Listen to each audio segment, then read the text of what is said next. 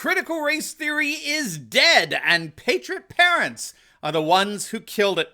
In this video, we're going to take a look at the elections this past week and how they destroyed much of CRT across the nation. We're going to see how the pathetic mainstream media is going absolutely hysterical over its death. And stick with me to the very end of this video, and I'll show you how even Democrats are admitting that the worst for them is yet to come. You are not going to want to miss this. Greetings, everyone. Dr. Steve here with you. Great to be with you as always. And speaking of being with you, I want to see you in Phoenix, Arizona in person for our next stop on the American Freedom Tour. I'll be there with Donald Trump Jr., Kayleigh McEnany, and a number of your favorites on November 19th and 20th. And you can join me in Phoenix by simply clicking on the link below to register. And to make this even sweeter, if you're one of the first 200 people to click on that link and register, you're going to be invited to our exclusive Friday night Turley Talks live Q&A, where we'll meet each other, and I'm even going to take one of you out to dinner. But there's only a few spots left to get invited to the exclusive Q&A, so do not wait.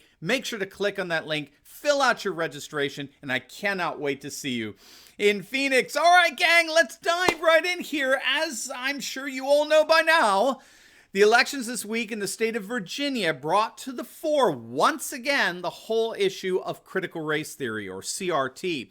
We on this channel have been following the development of CRT now for some time, which I'll define for you in a moment, but we've been following this development of this issue, and to be frank, we saw the end coming. We knew CRT was going to destroy itself. It's an absolute loser of an issue for the rabid zombie-like left who pervade and infest the mainstream media. But I gotta say, I did not expect the end of CRT to come so fast and so swiftly as what happened in Virginia this week. Now, a little qualification here. Obviously, CRT will continue to be taught in blue states that remain blue. So that means California, my old Connecticut, New York, Illinois, forget about it. I mean, these states are, for the time being, they're lost. They've succumbed to the leprosy of leftism, and they're going to fulfill their job description of being deep blue states. But as far as the rest of the country is concerned, red states, bluish states like Virginia, that still have a very strong patriotic presence, CRT is dead. And Patriot parents killed it. So let's first define CRT, and then let's get into what happened to it this week. And let's look at the embarrassingly lame attempts by the mainstream Marxist media either to defend CRT or deny it. They can't make up their minds. It's the most hilarious performative contradiction imaginable. But first, what is CRT?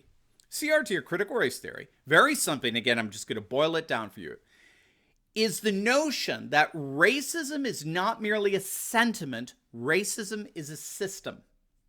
Racism is not merely a sentiment, racism is a system. In other words, racism is not limited to the way people feel or how people treat other people. Racism can be found embedded in the very institutions of society that were designed to privilege white people at the expense of non-white people. So, for example, the difference between the civil rights movement in the 1960s under Dr. Martin Luther King and proponents of CRT today is that back in the 60s, the demand, the very rightful demand, was that everyone should be treated equally under the law, right? The rule of law should apply equally to all people regardless of their race, color, creed, gender, and the like. Today, CRT proponents are arguing that the law itself is racist. The law itself is racist. You need look no further than what happened in New York a few weeks back, where a Thomas Jefferson statue was removed from New York City Council chamber because, according to some of its members, it was too offensive given that Jefferson owned slaves. He was a white supremacist and therefore his statue needed to be removed. Now, you may wonder then what they think of the document he wrote called the Declaration of Independence. Well, gang, you don't have to. It's already being dissected for all of its racist codes. That's CRT. CRT argues that racism pervades our social institutions in such a way that deliberately advantages whites at the expense of non-whites. And this is absolutely key, white people have a duty to tear down these systems that have been decoded for us in order to alleviate the social and racial injustice. And those whites who refuse to do that, what?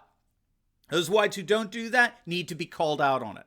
However, inadvertently, they are perpetuating a racist system. Now, If you want to learn more about CRT, all you have to do is click on the link below.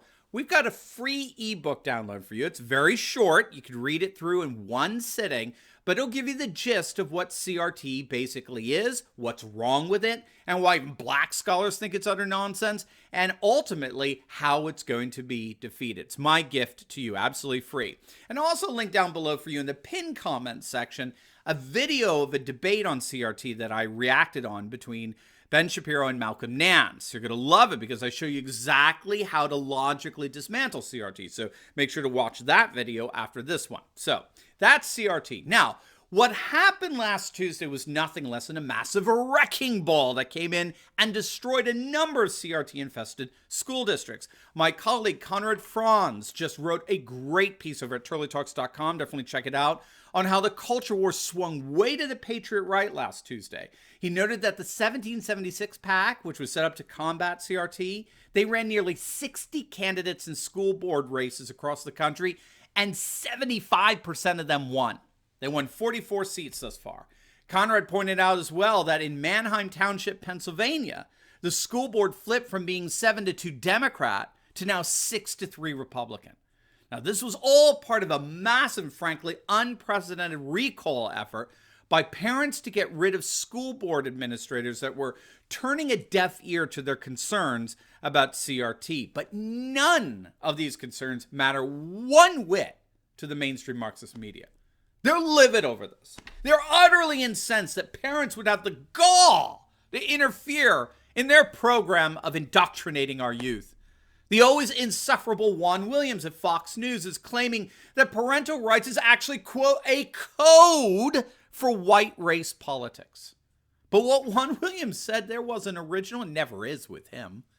It's a refrain that we're hearing over and over again in the warped world of the left-wing media echo chamber. Take a look. The virus, it was a very has low not importance to many of the voters there.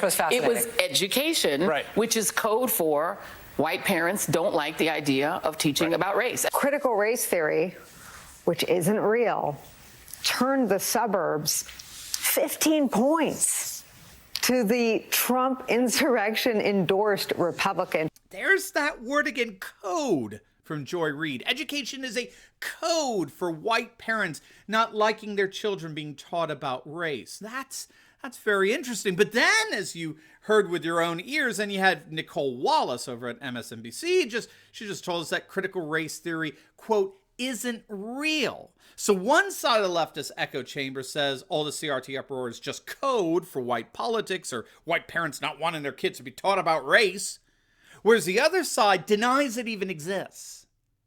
There is no critical race theory that's being taught in our schools. So which is it?